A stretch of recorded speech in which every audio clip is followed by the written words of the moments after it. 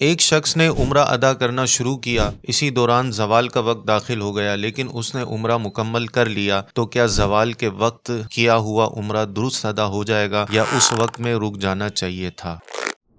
مکروہ اوقات میں طواف اور سعی دونوں کر سکتے ہیں، اس میں کوئی حرج نہیں ہے، البتہ نماز طواف 3 اوقات مکروہہ یعنی طلوع آفتاب سے تقریباً 20 منٹ بعد اور استواء شمس سے سورج ڈھلنے تک، جسے عرف عام میں زوال کا وقت کہتے ہیں، اور غروب آفتاب سے پہلے کے تقریباً 20 منٹ میں ادا کرنا جائز نہیں ہے، بلکہ ان اوقات میں نماز طواف ادا کرنے سے ادا ہوگی ہی نہیں، یعنی یہ نماز ان میں سے کسی مکروہ وقت میں پڑھنے کے سبب ذمے سے ساقط نہیں ہوتی، اسے مباح وقت میں پڑھنا بدستور واجب رہتا ہے، لہذا اگر کوئی ان میں سے کسی وقت میں طواف کر کے فارغ ہوا ہو تو ان 3 اوقات میں طواف کے نوافل نہ پڑھے بلکہ مکروہ وقت ختم ہونے کے بعد پڑھے، نیز نماز فجر کے پورے وقت میں، اسی طرح نماز عصر کے فرض ادا کر لینے کے بعد بھی اگرچہ ابھی آفتاب زرد نہ ہوا ہو، نماز طواف پڑھنا جائز نہیں ہے، اگر شروع کر دی